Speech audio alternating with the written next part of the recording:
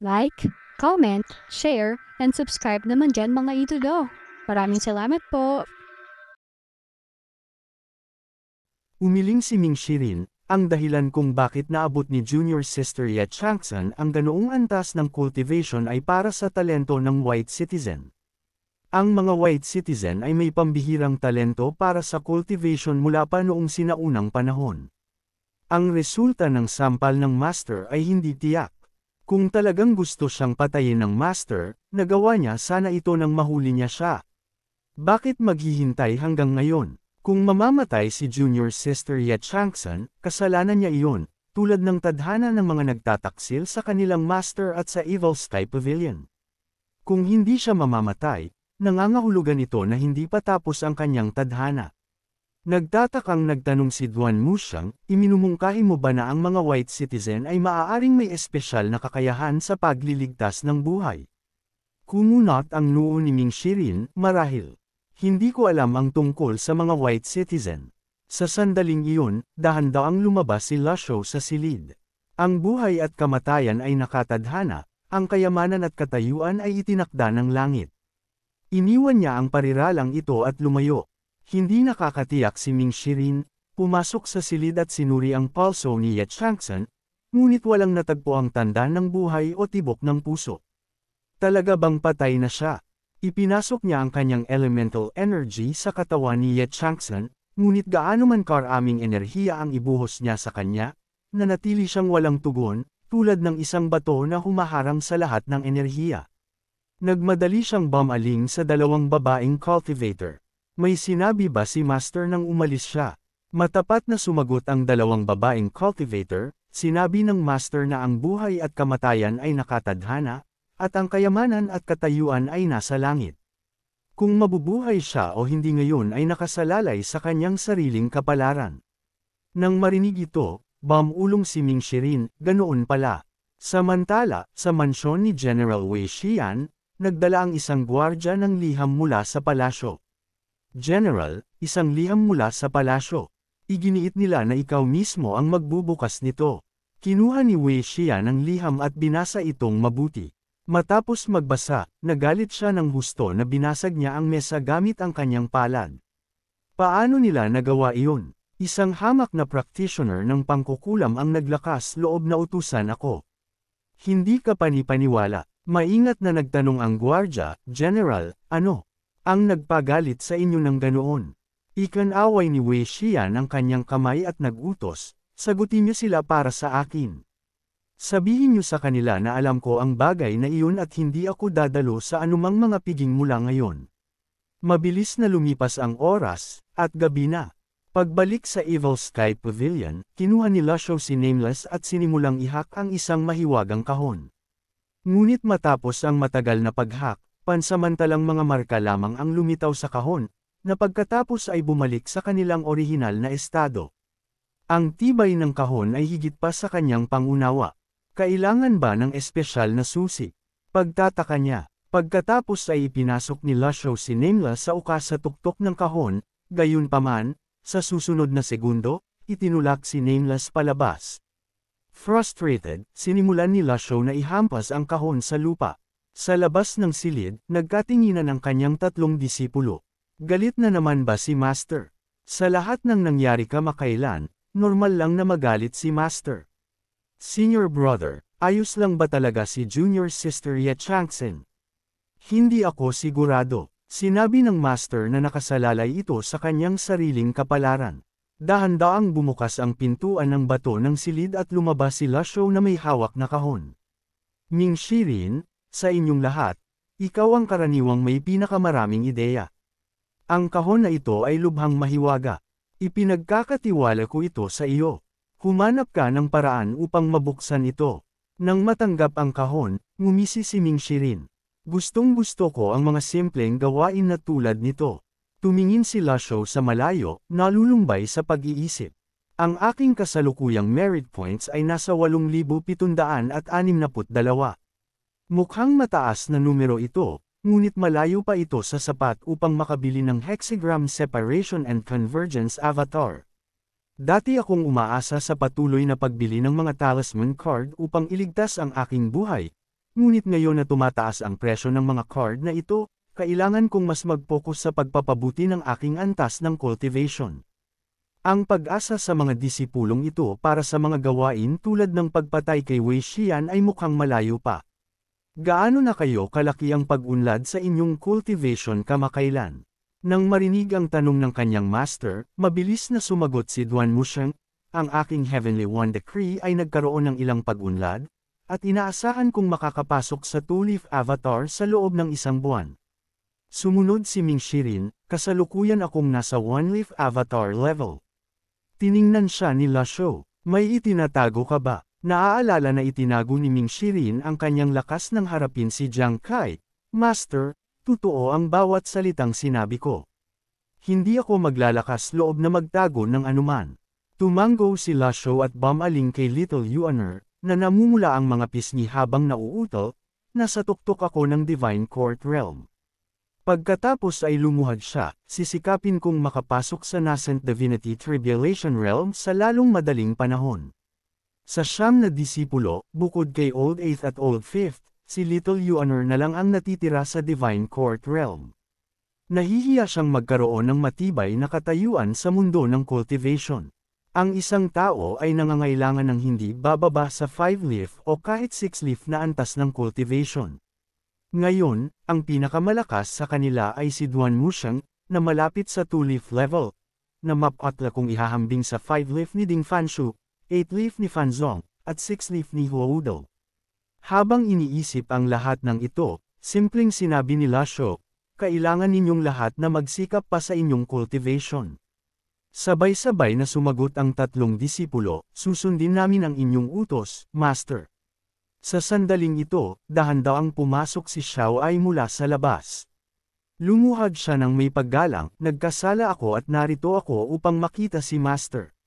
Lumapit si La Shou at pinatayo siya. Napansin niya na nawala na ang Golden Lotus sa kanyang noo. Nagpapasalamat ako sa biyaya ng Master. Kasalukuyan kong nabawi ang 20% ng aking cultivation. Aabutin ng isang buwan bago ito ganap na gumaling. Alam kong nagkamali ako at nagmamakaawa ako sa Master para sa isang pagkakataon upang makabawi sa pamamagitan ng paggawa ng isang karapat-dapat na serbisyo. Nang marinig si Xiao Ai, dahan-dahang nagsalita si La Shou, bibigyan kita ng pagkakataon upang makabawi sa iyong mga nakaraang pagkakamali. Salamat, Master. Hindi kita bibigwin ngayon. Masayang sagot ni Xiao Ai. Sa mga susunod na araw, isulat mo ang lahat ng mga teknik na natutunan mo sa akin at iharap mo ang mga ito, utos ni La Shou. Nang marinig ito, naguluhan ang lahat, ngunit sabay-sabay pa ring umawit, ayon sa inyong utos, Master. Ginawa ito ni La Shou dahil hindi siya sigurado kung ang natutunan ng kanyang mga disipulo ay ang kompletong teknik. Ang nawawalang bahagi ng kanyang memorya ay malamang na nauugnay sa kanila. Kung ang mga teknik na ipinasa niya ay hindi kumpleto, lubos nitong hahadlangan ang kanilang pag-unlad sa cultivation. Matapos sabihin ito, pinauwi niya sila. Sa kanilang pagbalik, nagpalitan ng tingin ang apat na disipulo. Kinamot ni Duan Musheng ang kanyang ulo, Old Fourth, matalino ka. Ano ang ginagawa ni Master sa pagkakataong ito? Si Ming Shirin, na naglalaro sa kahon sa kanyang kamay, ay sumagot, paano ko malalaman? Mas nakakatuwa sa akin ang pagsasaliksik sa kahon na ito kaysa sa pagsusulat ng mga teknik. Sumang-ayon si Xiao Ai, anuman, talagang nagbago ng malaki si Master. Mas mapalad ka, 5th Junior Sister, kaysa kay Junior Sister Ye Changsan. Ang kanyang buhay ay nakasabit sa alambre at hindi tiyak kung mabubuhay siya. Nang marinig ito, nagulat na nagtanong si Xiao Ai, anong nangyari kay Junior Sister Ye Changsan? Nakatulog siya ng malalim. Mas mabuting huwag nang magtanong ng masyado. Kahit ako ay hindi mahulaan kung ano ang iniisip ni Master, sagot ni Ming Shirin. Hindi mo ba sinabi na simple ang pag-iisip ni Master ngayon? Kahit ikaw ay hindi makahula. Shush, third senior brother. Hindi ko sinabi iyon. Matalino talaga si Master. Mabilis na sumagot si Ming Shirin. Si Little Yuaner, na parang may nahuli, ay bumulalas. Naiintindihan ko. Sinasabi mong tanga si Master. Nang makita ito, si Ming Shirin, na nakakaramdam ng pagkakasala, ay mabilis na umalis kasama ang kahon, na bumubulong, hindi ang mga tulad Diyos na kalaban ang dapat katakutan, kundi ang mga tulad baboy na kasamahan. Pagdating sa isang liblib na lugar sa likod ng bundok, inilagay niya ang kahon sa isang bato at sinimulang suriin ito ng mabuti. Ang kahon na ito ay hindi katulad ng anumang nakita niya dati. Walang mga tahi, walang mga siwang, at walang takip. Isa lang itong parisukat na kahon. Anuman ang uri ng kahon mo, hindi ka makakatapat sa isang heavenly grade na sandata, bulong ni Ming Shirin habang naghahanda siyang buksan ang kahon. Habang nag-iisip, kinuha ni Ming Shirin ang separation hook at buong lakas na inihampas ito. Lumipad ang mga kislap, ngunit nanatiling buo ang separation hook at ang kahon. Nanlaki ang kanyang mga mata habang patuloy siyang nag-iimbestiga. Tanga yata ako. Hindi maaaring ganoon kasimple ang anumang ibigay sa akin ni Master, naisip niya sa kanyang sarili. Bumagsak ang liwanag ng buwan sa kahon, na nagpapakita ng isang espesyal na pattern na medyo kahawig ng kanyang separation hook. Kuryoso, inilagay niya ang separation hook sa indentation ng pattern, ngunit natagpuan niyang natigil ang sandata. Hindi ito maaaring mangyari, bulong niya sa sarili. Ang separation hook ay napakahalaga at hindi niya kayang magkaroon ng anumang kapahamakan. Hinawakan niya ito at buong lakas na. Inalog, binasag ang mga nakapaligid na bato, ngunit nanatiling nakadikit ang sandata. Posible bang nagsisisi si Master sa pagbibigay sa akin ng sandatang ito at sinusubukang bawiin ito? Halos maiyak si Ming Shirin. Sa sandaling iyon, lumapit si Duan Muxiang, hawak ang kanyang Overlord Spear. Junior brother, anong ginagawa mo?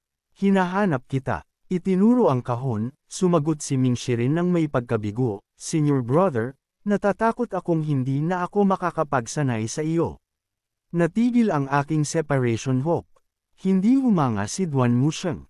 Kahon lang iyan. Tumabi ka. Iwinasiwas niya ang Overlord Spear at sinaksak ito sa kahon, ngunit nakaramdam lamang ng pamamanhid sa kanyang mga braso, habang nanatiling walang galos ang kahon. Itinuro ni Ming Shirin ang isang bilog na indentation sa gilid, ano ito, Senior brother? Bakit hindi mo subukang ipasok ang iyong Overlord Spear dito? Nang walang pag-aaksaya ng oras, itinulak ni Duan Muxiang ang kanyang Overlord Spear sa bilog na indentation. Isang tunog ng snap ang sumunod at natigil ang dulo ng sibat, na parang nag-trigger ng isang mekanismo. Sa susunod na sandali, parehong itinapon ang mga sandata mula sa kahon. Nagmadaling sumugod si Ming Shirin at sinalo ang separation hook. Naiintindihan ko na ngayon. Ang kahon na ito para kay Master ay mabubuksan lamang kung ilalagay natin ang lahat ng ating sandata sa mga puwang na ito. Ito ang Green Jade Sword, ito ang Longevity Sword, ito ang Emotional Ring, at ito ang Peacock Feather. Patuloy niyang binabanggit ang mga pangalan ng iba pang sandata na maaaring magkasya sa mga natitirang indentation. Namangha si Duan Muxiang, napakagandang kahon. Nagtataka ako kung sino ang utak sa likod ng disenyo nito. Wala akong ideya, ngunit hindi bababa sa natuklasan natin kung paano ito buksan. Gayunpaman, ang pag-alam niyan ay hindi talaga nakakatulong.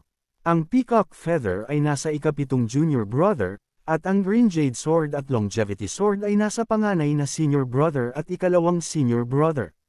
Malamang na walang sinuman sa mundo ang makakumbinsi sa kanila na kusang ibigay ang kanilang mga sandata, buntong hininga ni Ming Shirin. Hindi ako maglalakas loob na lumapit sa panganay na senior brother at ikalawang senior brother. Ibabalita ko ang katotohanan kay Master mamaya, dagdag niya. Nang marinig ito, tumawa si Duan Muxiang, nagpapahinga pa si Master. Paano kung magsanay tayo? Medyo nawala ng salita si Ming Shirin, third senior brother, irerekomenda ko si Elder Hua. Kahit humahad lang siya, hindi mo kayang sirain ang kanyang defensive technique. Kumbinsido ka ba? Dagdag pa, isa siyang six-leaf expert, magiging mahusay siyang sparring partner para sa iyo. Lumiwanag ang mga mata ni Duan Muxiang. Tama ka, hahanapin ko si Elder Hua ngayon din. Sa sandaling iyon, ang natutulog na si Elder Hua Huaudel ay bumahing ng walang malinaw na dahilan.